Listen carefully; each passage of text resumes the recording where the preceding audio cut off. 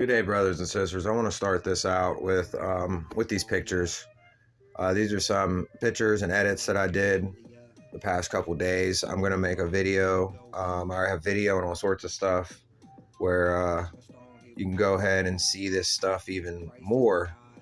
But today, there was last night there was a speech that was given by our president, and it was very unsettling. So I was going to do a video about that, about something that I found in it, which I'll go ahead and do right after we get done looking at these pictures. And then we'll get into the Fox, because Fox today, like some hours ago, did one of the broadcasts about the speech, and they feel exactly the same way I do. Here it is. Okay, I don't know exactly what time of the speech this happened. It happened really early in the speech. All right, I was watching it and I saw this. His hands were starting to move down the pillar, or the whatever that is, the podium. And when it was happening, this happened on the screen. Look at that right there. Doesn't it look like a face to the side, and there's something coming out of its mouth, and it looks like in its left eye a stack of money?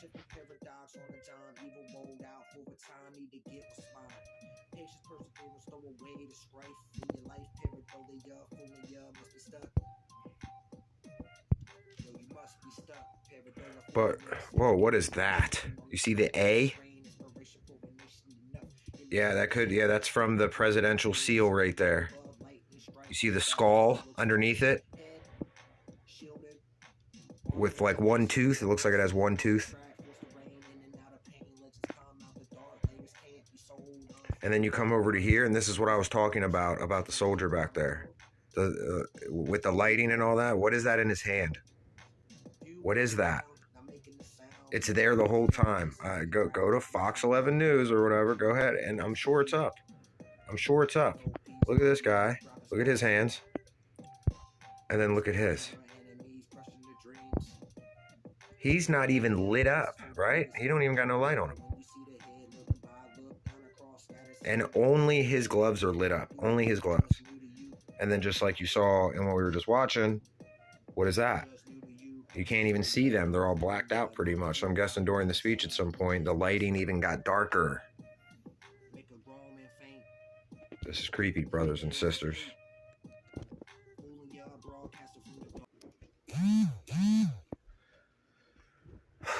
Good day, brothers and sisters. Maybe I shouldn't be doing videos. Maybe I should. I don't know. But I'm very unhappy. Broken, just to let you know. I don't know when to fix it, how to fix it. It's only Christ, only our Savior can fix what's to come. But I was watching this I think it was last night. I saw this popped up while I was just out hitting the smoke. And I think I was watching it like right after it happened, where I was watching it live. I don't know, but I was looking at it and I was thinking the same thing you're about to hear these guys say. So hopefully, oh no, it's down. Let's turn the quality up to 720. 720. Okay, let's listen. This is Fox News. Joining me now is Congressman Jim Jordan, ranking member of the House Judiciary Committee, Molly Hemingway, editor-in-chief of The Federalist and Fox News contributor, and Monica Crowley, former assistant secretary of the Treasury and host of the Monica Crowley podcast. Thank you all for being here. Congressman, I'll start with you. The president said MAGA forces are determined to take this country backward. Yeah. How should Republicans respond? And has the soul of the nation now been saved that the speech is over? MAGA, it's more like agony, more like AGA, because that's what we're all in. We're all in agony. And it's pronounced mega. If you remember also, because Biden is Obama and all them, even to Bush, ISIS, what do they call ISIS? They say ISIL, like eyesore or something like that. They say ISIL. They don't say ISIS. They say ISIL. Just like they don't say mega like Mega Man. They say MAGA like, I don't know. I don't know what goes with MAGA. I don't even know if that's an actual, if I can use that. But think about that. Why do they do that? Why do they use these words and then transition the words to something else? It's to make you stupid. That's all it is. It's to make you stupid. That's why they keep coming up with words and then they change the words like a contradiction. Sorry for interrupting the newscast. No, I actually think, Raymond, he came across as a sad, angry, kind of bitter old man here. Kind of looked like the lighting and all sort of looked like Darth Vader, it seemed to me. And understand in the past 4 days, he has called half the country fascist and extremist. And the country really wants the real problems out there. They want them addressed, like you pointed out in your statement, in your monologue. We went from a secure border to no border. We went from safe streets to record crime. We went from stable prices to a 41-year high inflation rate. And we went from $2 gas to $5 gas, all in 18 months. I think the nation would kind of like those addressed versus being called extremist and fascist and have the government now target your freedoms and liberties like we have seen from the Biden administration Justice Department.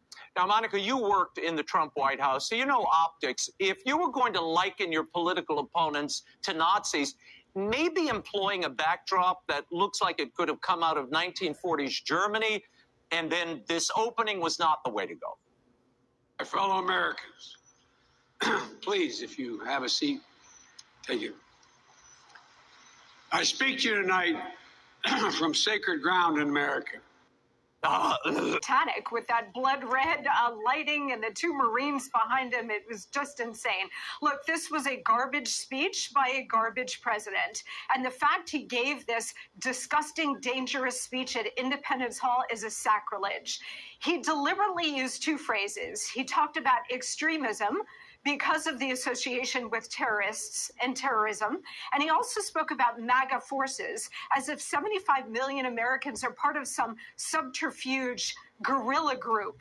But he deliberately used that kind of language because he is making no secret of his intention of turning half the country into enemies of the state. And the purpose of that is so that they can leverage the power of the state against us. This is an incredibly dangerous moment for the country. Look, I'm not about sides, okay? I'm not about sides. I know they all work together because they all worship God, okay? Why do they worship God?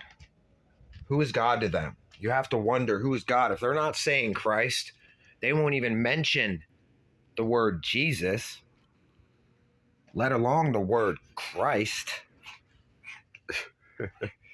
Who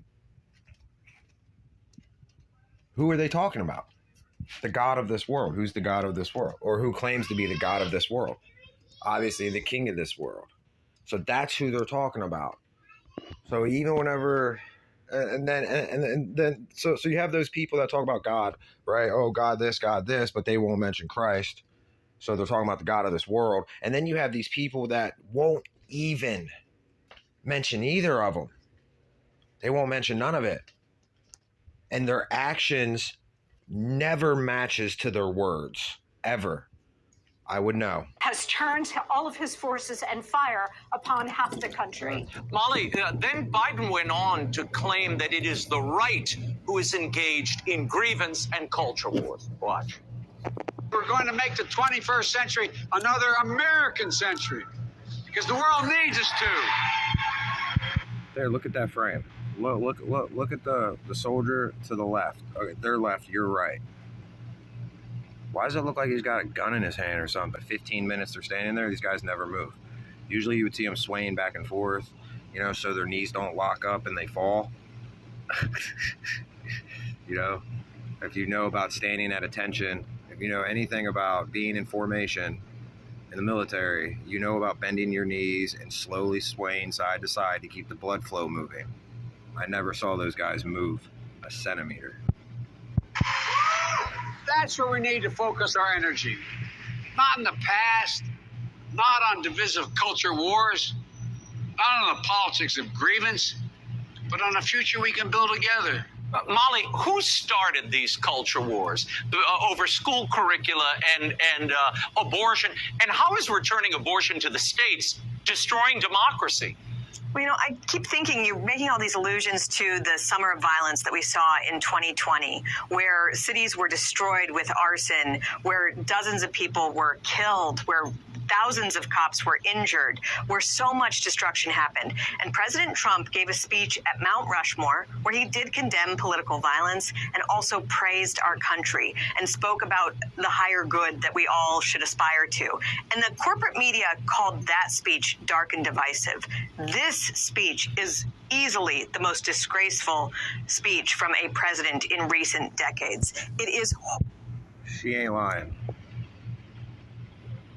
Issuing a call to war against every single American who didn't vote for him or doesn't support him. And that's a lot of people because his approval ratings are horrible. And part of the reason why is because, as you note, Democrat policies are very corrosive to the body politic. The culture war where they are attacking people for recognizing.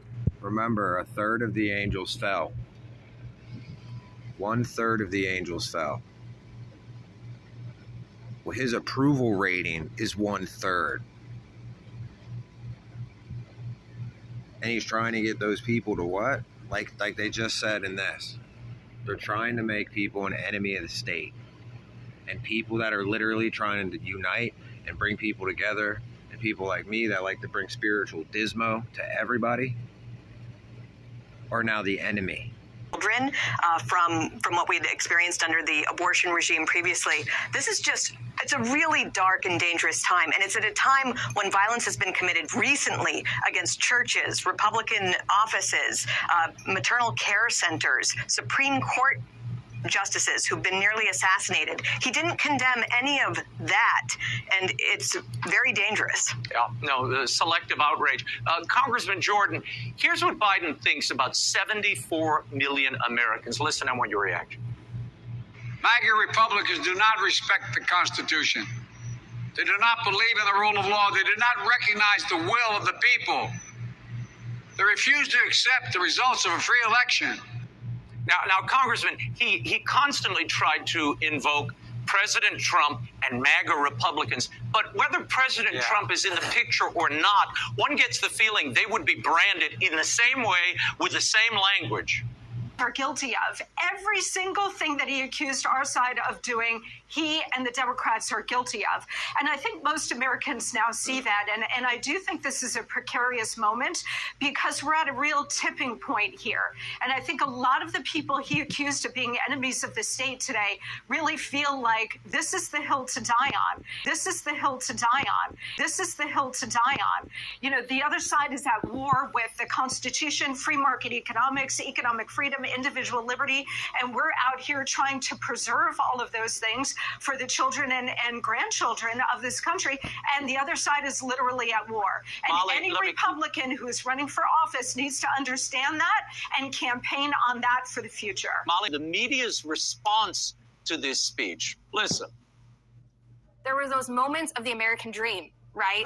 Where he reminded the country of what does actually make America great and what we can do from here, right? There was hope. Just as Lincoln gave the House divided speech, here hope? is a time when President Biden is chosen. Molly. Biden was chosen. You wouldn't be up there in a suit, homeboy, if you was. Maybe chosen by the God of this world. Him that he was like FDR and Lincoln. FDR before the war and Lincoln during the war. Your take on this, trying to cast Biden as a wartime president? I think it's very difficult to defend anything in this speech, and anyone who does it is having to work really hard to do it. You do not unite the country by going to war against half the country. You don't unite the country by weaponizing the Department of Justice to take out any and all political opponents. I mean, it is just sheer gaslighting what we're going through with the amount of executive authority that is being held by Joe Biden and how he's abusing that, whether it's through the loan scheme that he's using to buy votes, his weaponization of the Department of Justice, or any of the other policy issues that he's going through. And it's You wonder how much more can happen and that corporate media will defend, but apparently we see tonight that they're willing to defend and excuse anything.